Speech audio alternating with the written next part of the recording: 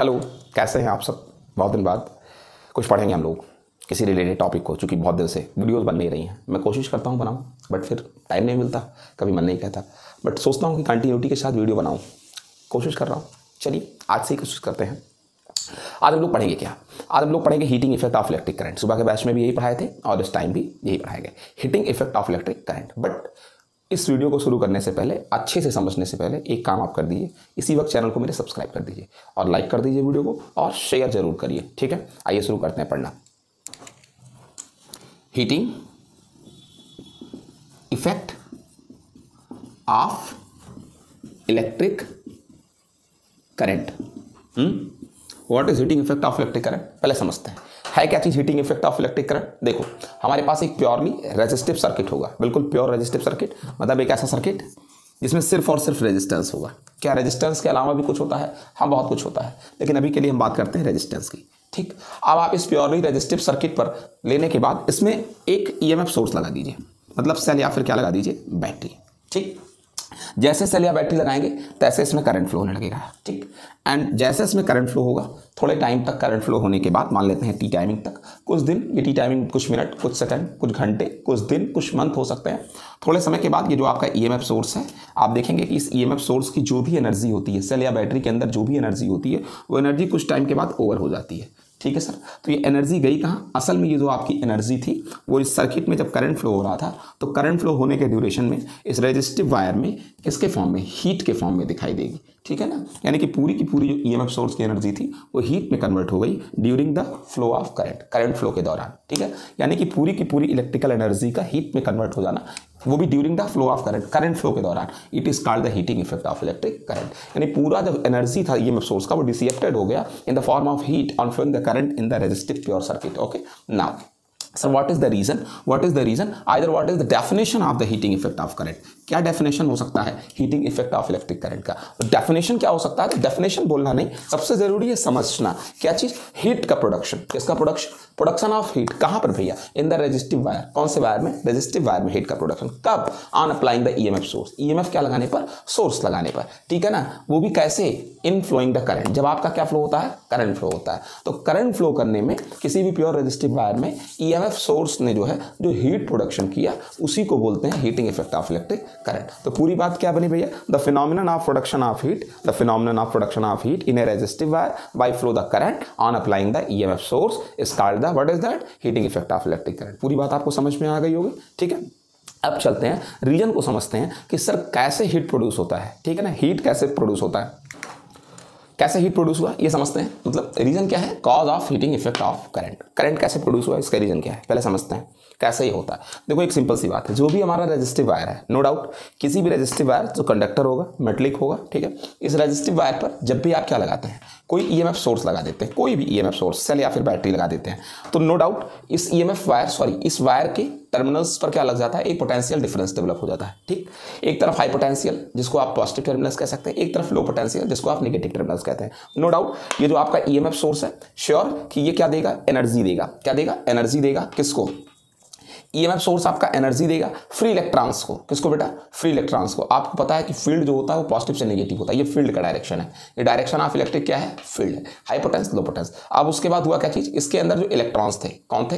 Electrons. ये electrons जैसे ही EMF source से क्या लेते हैं? एनर्जी लेते हैं। यानी ये जो फील्ड पॉजिटिव और क्या है? नेगेटिव है। ये नेगेटिव वाला टर्मिनल इलेक्ट्रॉन पर फोर्स लगाएगा। इलेक्ट्रॉन पर फोर्स लगाया तो इलेक्ट्रॉन्स मूव करने लगेंगे। किधर? Against the field. फील्ड के कैसे? अगेंस्ट इलेक्ट्रॉन क्या करेंगे? मूव करेंगे। और जैसे फील्ड के अगेंस्ट इलेक्ट्रॉन मूव करेंगे तो होगा क्या चीज? इलेक्ट्रॉन जब मूव करने लगे तो इस रेजिस्टिव वायर में पॉजिटिव आयंस है। कौन से आयन है? पॉजिटिव आयंस है। और ये पॉजिटिव आयंस ये इलेक्ट्रॉन बार बार कोलाइड करते हैं। ये इलेक्ट्रॉन बार बार जब पॉजिटिव आयंस से कोलाइड करते हैं तो जो भी एनर्जी इनको ईएमएफ सोर्स से मिला था, ये एनर्जी इस कॉलिजन में ट्रांसफर कर देते हैं पॉजिटिव आयंस को। ये पॉजिटिव आयन कंटिन्यूअसली जब इलेक्ट्रॉन की एनर्जी को गेन करते रहते हैं तो जो पॉजिटिव आयंस है इनकी भी एनर्जी इंक्रीज कर जाएगी, और जिसकी एनर्जी इंक्रीज कर जाएगी वो डेफिनेटली स्टेबल नहीं रहेगा, ठीक है ना। बहुत वाइब्रेसली, बहुत फास्ट, बहुत एक्टिवली वो क्या करने लगते हैं? वाइब्रेशन में आ जाते हैं। जब ये वाइब्रेशन में आ जाते हैं तो इनके वाइब्रेशन में आने से होता क्या है कि काइनेटिक एनर्जी इंक्रीज कर जाती है। और जब ये काइनेटिक एनर्जी इंक्रीज करके, अभी तक तो ये बैठे थे एक जगह, तब भी अपोज कर रहे थे इलेक्ट्रॉन्स के मोशन को, अब ये लेफ्ट भी होते हैं और राइट भी होते हैं, तो फिर अपनी जगह पर भी आपको नहीं जाने दूंगा और फिर मैं अपने बगल से भी आपको नहीं गुजरने दूंगा। मैं कभी लेफ्ट हो जाऊंगा, कभी राइट हो जाऊंगा। तो कंटिन्यू इन पर कॉलिजन होता रहता है इलेक्ट्रॉन्स का। इलेक्ट्रॉन्स फील्ड के अगेंस्ट डायरेक्शन में मूव करते हैं एनर्जी गेन करके एनर्जी सोर्स से, ठीक है ना। अभी इस तरीके होगा क्या कि जब ये कंटिन्यूअसली काइनेटिक एनर्जी अपनी इंक्रीज करते रहेंगे तो इनका टेम्परेचर भी इंक्रीज हो जाएगा, तो जो पूरी की पूरी एनर्जी थी इस ईएमएफ सोर्स की वो कन्वर्ट हो जाएगी किसमें, हीट में कन्वर्ट हो जाएगी। This is the reason due to which the resistive wire produce heat, that is called the heating effect of the electric current on flowing the charge, there will be say the electric current flow in the circuit. आप कह सकते हैं कि जब आपका charge flow हो रहा है तो फिर करंट फ्लो हो रहा है डेफिनेटली, और जब चार्ज फ्लो होगा यही जो चार्जेस फ्लो होंगे वही पॉजिटिव आयन से कोलाइड करेंगे, वही अपनी एनर्जी को ट्रांसफर कर देंगे, and by the way this energy produce in the form of the heat, that is called the heating effect of electric current, that's all. It is the reason due to which the heat produced in the resistive circuit on applying the EMF source. Is that clear? Now see, sir, this is clear कि during the heat production either you can say heating effect of electric current, heating effect of electric current. Is heating effect of electric current में you can say that that chemical energy is converted into heat energy. Okay या थोड़ा सा इसको और भी ज्यादा detail कर लें, this chemical energy first converted into the electrical energy. ये जो आपका सेल है उसके अंदर की केमिकल एनर्जी पहले इलेक्ट्रिकल एनर्जी में फ्लो होती है, मतलब कन्वर्ट होती है, वो इलेक्ट्रिकल एनर्जी आपका करंट है, ठीक है, and finally this current is converted into the heat energy, you can say now. So chemical energy converted into electric energy and then converted into heat energy. So during the heat procession, during the heat production ये पूरा process follow होता है। तो question ये है कि sir अगर हम इस बात को अज्यूम कर लेते हैं कि पूरी की पूरी ये जो आपका रेजिस्टिव वायर है इसमें जो आपने ईएमएफ सोर्स अप्लाई किया है इसकी टोटल की टोटल एनर्जी, इसकी complete energy convert into the heat in the resistive wire and flowing the electric current and applying the source को अप्लाई करने पर, करंट फ्लो करने पर इस रेजिस्टिव वायर में टोटल की टोटल एनर्जी कन्वर्ट हो गई किसमें, हीट में। Sir what is that formula by which we can conclude the amount of the heat energy that produce in conversion of the electrical energy in the circuit. Okay, कि वो फार्मूले कौन से हैं बाय विच द हेल्प, जिसकी help से हम इस इलेक्ट्रिकल एनर्जी या ईएमएफ सोर्स की एनर्जी को हीट अमाउंट में मेजर कर सकते हैं कि कितना हीट प्रोडक्शन हुआ। इसको कैसे फाइंड आउट करेंगे, that is very simple formula. What is that, this is the resistive wire having resistance value capital R and the EMF source of EMF capital E, okay, that will apply on the terminal of the resistive wire. There will be a potential difference produced on the terminal of the resistance, that is the capital V, and on applying the EMF source there will be a current flow small I for the timing small t, and that is the charge flow represented by small q, okay, for the timing t. I can assume that I is equal to q by t, that is the amount of electric current I is equal to q by t. So q is equal to I into t, that we will measure by this formula, okay. And now what is the energy, sir, how much energy amount produced, how much heat amount produced? So now find out, you know V is equal to W by Q, W by Q। अगर मैं assume कर लेता हूं कि Q charge को flow करने में इस रेजिस्टिव वायर में, Q चार्ज को फ्लो करने, इस रेजिस्टेंस वाले वायर में Q चार्ज को फ्लो करने में वर्क डन कितना करना पड़ा, W। So there will be the potential difference capital V। So now the work done on flowing the charge, either you can say the current that is Q into V। This is the work done, this is the work done by the EMF source to flow the charge, okay, on how much amount of the potential difference, capital V, on the terminal of the resistive wire. So W is equal to Q into V, and now W is equal to, so Q value is equal to I into T and multi upon into V. So work done is equal to by the EMF source in the resistive wire, that is V into I into T. Is that clear? ये हमारा work done का formula हो गया, and the unit will be in the joule. ये हमारा unit joule में होगा, no doubt। energy work का जो unit होता है that is in joule. So now and again the another types of the formula for this energy, that V is equal to I into R, you can say. So many times I told you that according to the Ohm's law V is equal to I into R, and that is I into T. So W is equal to I square R into T, and that is also in the form of the joule, because this is the work done. The work done always have unit of the joule, so not in the calorie. And now there is another formula of the work done, that is I is equal to V upon R, just same in the Ohm's law. So I is equal to V upon R, that will be squaring R into T. Work done is equal to V square upon R square and multi capital R into small t. So R will be cancel out. So work done is equal to I square, I'm sorry, V square upon capital R into T. That is the work done and in joule. Is that clear? ये हमारा work done के 3 formulas हो गए, first, second and third. You know very well कि अगर हम ये assume कर लें कि टोटल का टोटल जो हमारा वर्क अमाउंट है, जो एनर्जी है, वो रेजिस्टिव वायर में हीट में कन्वर्ट होती है। किस में कन्वर्ट होती है? हीट में कन्वर्ट होती है। और एज्यूम करते हैं कि जो हमारी पूरी की पूरी वर्क डन है, पूरी की पूरी एनर्जी है, वो रेजिस्टिव वायर में हीट में कन्वर्ट हो जाती है। सो नाउ हम हीट में इसको कैसे कैलकुलेट करेंगे, तो formula will not be change, फार्मूले में कोई चेंज नहीं होगा, there will be only unit change. Joule is converted into the calorie because the heat is measured always in the unit calorie. So now everybody knows that the relation between the calorie and joule, what is that, if you want to change the work done into the heat, then work done will be divide by the 4.2, that will convert into the calorie, ठीक है, and that is the work done is joule. जो work done हमारा joule में था उसी को हमने calorie में कन्वर्ट कर लिया केवल 4.2 से डिवाइड करके। सो कितना हीट अमाउंट प्रोड्यूस होगा। अगर आप इसको मेजर करना चाहते हैं तो देयर इज नथिंग डू, आप कुछ करना नहीं है, इसी जूल वाले को डिवाइड कर दें 4 पॉइंट कितने से 2 से, सारे को 4.2 से डिवाइड कर दें आप। अगर आप 4.2 से डिवाइड कर देते हैं सो सारे फार्मूले can be used for the heat production. So now work done is equal to V into I into T, joule upon 4.2। इसको आप लिख सकते हैं heat is equal to V into I into T upon 4.2, इस joule की जगह calorie लिख देंगे। सेम सब में प्रोसेस, इसको हीट कर दें I square R into T upon 4.2, इसी जूल को कैलोरी लिख दें।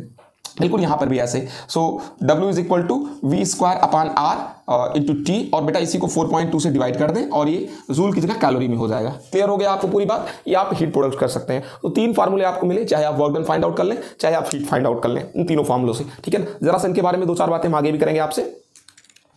My dear friends, the 3 formulas S is equal to V into I into T upon 4.2 calorie, and another I square R into T upon 4.2 calorie, and V square upon R into T calorie. My dear friend, these 3 formulas are called Joule's law of heat production. Okay? तो ये 3 rules ऐसे joules law of heat production कहे जाते हैं। इनके बारे में 1-2 बातें आपसे और कह देते हैं कि अगर आप इनको ध्यान से केयरफुली देखते हैं तो 2-3 बातें हैं जो आपसे कहना जरूरी है। What is that? आप कह सकते हैं कि the heat production is directly proportional to the square of the current. Heat production, जो हीट कितना प्रोड्यूस होगा, it directly proportional to the current square value. Okay, लेकिन कब? जब आपका रेजिस्टेंस कांस्टेंट हो। यानी अगर आपको एक प्योर रेजिस्टिव वायर दिया है जिसके रेजिस्टेंस में चेंज नहीं होगा, तो उसमें हीट जो होगा वो करंट की स्क्वायर के डायरेक्टली प्रोपोर्शनल होगा। ठीक है, उसके बाद फिर क्या चीज कह सकते हैं? एक चीज और है, अगर आप इसी वाले फॉर्मूले को देखें तो जो आपका हीट है that is directly proportional to the resistance for a given amount of current. अगर आप करंट की वैल्यू को फिक्स रखते हैं तो हीट ज्यादा किस में प्रोड्यूस होगा? जहां पर आपका रेजिस्टेंस ज्यादा होगा। ठीक, सेकंड रूल हो गया। थर्ड रूल क्या चीज कहते हैं आप कह सकते हैं कि heat is directly proportional is the timing. Heat timing के डायरेक्टली प्रोपोर्शनल है for a given amount of current and the resistance. अगर आई नहीं चेंज होता है और आर नहीं चेंज होता है, मतलब the value of current and the value of resistance does not change, अगर ये वैल्यूज क्या नहीं होती है, चेंज नहीं होती है, तो आप मान के चलिए कि आपका हीट भी कभी क्या नहीं होगा, बिल्कुल किसी तरीके से जो आपकी हीट की वैल्यू है वो भी क्या होगी? टाइमिंग के डायरेक्टली प्रोपोर्शनल। ज्यादा टाइम तक अगर आप करंट फ्लो कराएंगे तो ज्यादा हीट प्रोड्यूस होगा। ठीक, and the very last what is that कि heat is inversely proportional to the, क्या बेटा कहां गया? आप देख सकते हैं आर, लेकिन हीट रेजिस्टेंस के इनवर्सली प्रोपोर्शनल कब होगा ये आपको सोचना पड़ेगा। क्या चीज? इसको जरा सा ध्यान से देखिएगा। अब आपका हीट इनवर्सली प्रोपोर्शनल तभी होगा रेजिस्टेंस के, ये देखिए यहां से देखिए, यहां से यहां से हीट आपका रेजिस्टेंस के इनवर्सली प्रोपोर्शनल तब जब आपका potential difference across the terminals क्या हो? कांस्टेंट हो। वी आपका कांस्टेंट हो, तब तो आपका जो हीट होगा वो आर के इनवर्सली प्रोपोर्शनल होगा। आपको पूरी बात समझ में आ गई? 3 बातें जरूर याद रखिएगा, 4 बातें। Directly proportional to current square, लेकिन जब आपका आर फिक्स हो। डायरेक्टली प्रोपोर्शनल टू रेजिस्टेंस जब आई फिक्स हो। डायरेक्टली प्रोपोर्शनल टू टाइमिंग, लेकिन जब आर और आई दोनों फिक्स हो। और इनवर्सली प्रोपोर्शनल टू रेजिस्टेंस जब आपका पोटेंशियल डिफरेंस फिक्स्ड हो। ठीक है ना, आगे बढ़ते हैं अब हम इस चीज को लेकर। उम्मीद करते हैं आप लोग उसको समझ गए होंगे। इसमें एक बहुत नोटिस करने की बात है, बहुत ज़्यादा नोटिस करने की बात है, हम आपको उसको नेक्स्ट वीडियो में बताएंगे। आप मेरी नेक्स्ट वीडियो जरूर देखें। अगर आपको वीडियो समझ पे आया है तो चैनल को सब्सक्राइब कर लें और वीडियो को लाइक कर दें।